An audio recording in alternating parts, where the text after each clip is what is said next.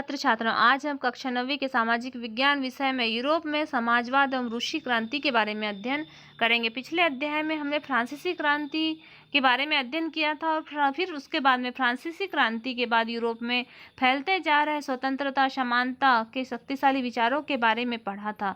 और फ्रांसीसी क्रांति ने सामाजिक संरचना के क्षेत्र में आमूल परिवर्तन की संभावनाओं का सूत्रपात किस प्रकार से किया, इसके बारे में अध्ययन किया। 18वीं सदी से पहले फ्रांस का समाज मोटे तौर पर एस्टेट और श्रेणियों में बटा हुआ था और समाज की आर्थिक और सामाजिक सत्ता कुलीन वर्ग और चर्च के नियंत्रण में थे। लेकिन फ्रांसीसी क्रांति की संरचना के बाद में बदलाव आया। यूरोप और एशिया सहित दुनिया के बहुत सारे देशों में व्यक्तिगत अधिकारों के स्वरूप और सामाजिक सत्ता पर उसका नियंत्रण हो गया और इस पर चर्चा छिड़ गई। भारत में भी राजा राम मोहन राय और डेरिजियो ने फ्रांसीसी क्रांति के महत्व का उल्लेख किया है और भी बहुत सारे क्रांति के पश्चात के यूरोप में स्थिति में के बारे में और भी बहुत सारे लोगों ने क्रांति के पश्चात यूरोप की स्थिति के बारे में चल रही बहस में कूद पड़े। आगे चलकर उपनिवेशों में घटती घटनाओं ने भी इस विचारों को एक नया रूप प्रदान किया। इस प्रकार से हमने फ्रांसीसी क्रांति और यूरोप और एशिया के देशों में जो परिवर्तन हुआ उसके बारे में हमने पिछले पार्ट में हमने अध्ययन किया था। इस अध्याय में हम यूरोप में जो समाजवाद है, इस अध्याय में हम यूरोप में समाजवाद और रूसी क्रांति के बारे में हम आपको विस्तार से अध्ययन करवाएंगे। तो इसमें समाजवाद में जो है हम क्या आपको अध्ययन करवाने वाले हैं, उसमें उदारवादी और रेडिकल और रूढ़िवादिता, इन तीनों के बारे में हम आपको अध्ययन करवाएंगे। और आने वाले वीडियो में हम औद्योगिक समाज और सामाजिक परिवर्तन के बारे में आपको विस्तार से अध्ययन करवाने वाले हैं। इसलिए आप लगातार ये वीडियो को प्राप्त करने के लिए इस चैनल को सब्सक्राइब कीजिए। देखिए कि उदारवादिता किस प्रकार से उदारवादी व्यक्ति उनकी क्या सोच थी, उदारवादियों की सोच क्या थी। तो उदारवादी एक ऐसा राष्ट्र चाहते थे जिसमें सभी धर्मों को बराबर का सम्मान मिले।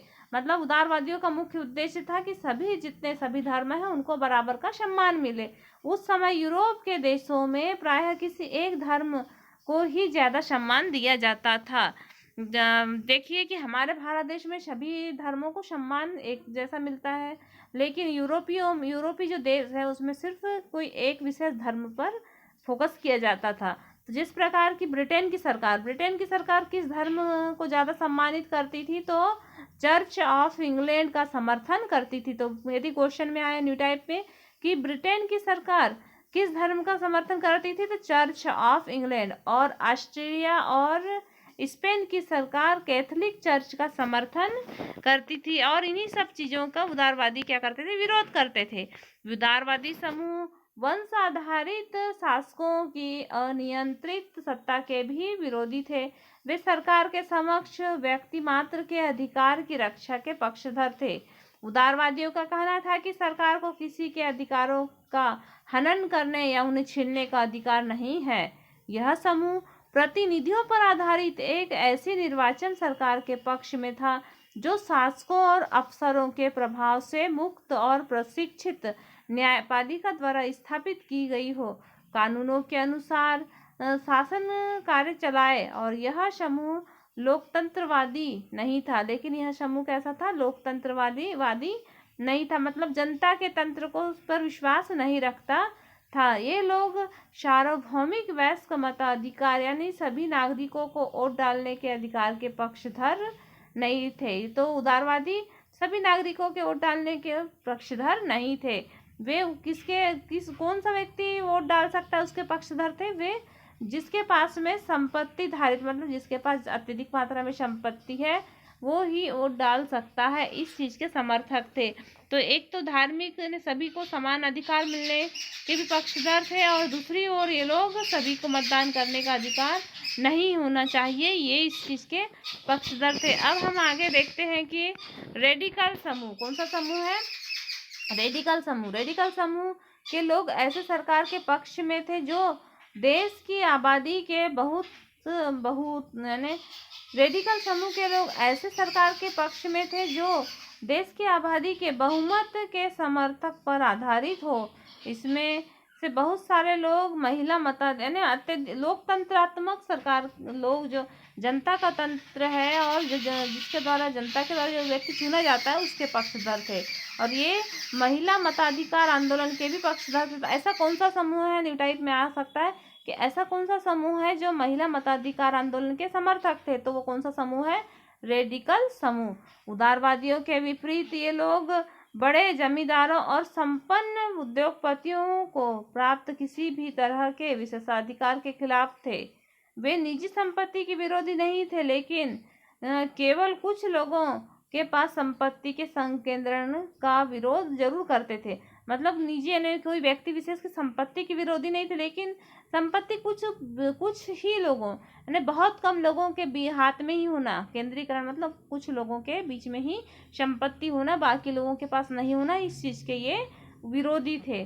तो ये हमने आपको रेडिकल समूह के बारे में अध्ययन करवाया, पहले उससे पहले उदारवादी समूह के बारे में। अब हम देखते हैं रूढ़िवादी। कौन सा समूह, रूढ़िवादी तबका रेडिकल और उदारवादी दोनों के खिलाफ था, मगर फ्रांसीसी क्रांति के बाद जो रूढ़िवादी भी बदलाव की जरूरत को स्वीकार करने लगे। मतलब उन्होंने भी स्वीकार किया कि सही में बदलाव की आवश्यकता है। पुराने समय में यानी 18वीं सदी में रूढ़िवादी आमतौर पर परिवर्तन के विचारों का विरोध करते थे, लेकिन 19वीं सदी तक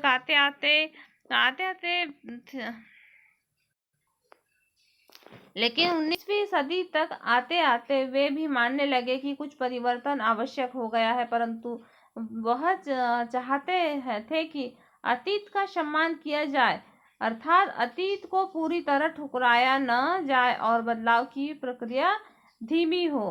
फ्रांसीसी क्रांति के बाद पैदा हुए राजनीतिक उथल पुथल के दौरान फ्रांसीसी परिवर्तन और केंद्रित इन विविध विचारों के बीच काफी टकराव हुए। 19वीं सदी में क्रांति और राष्ट्रीय कायांतरण की विभिन्न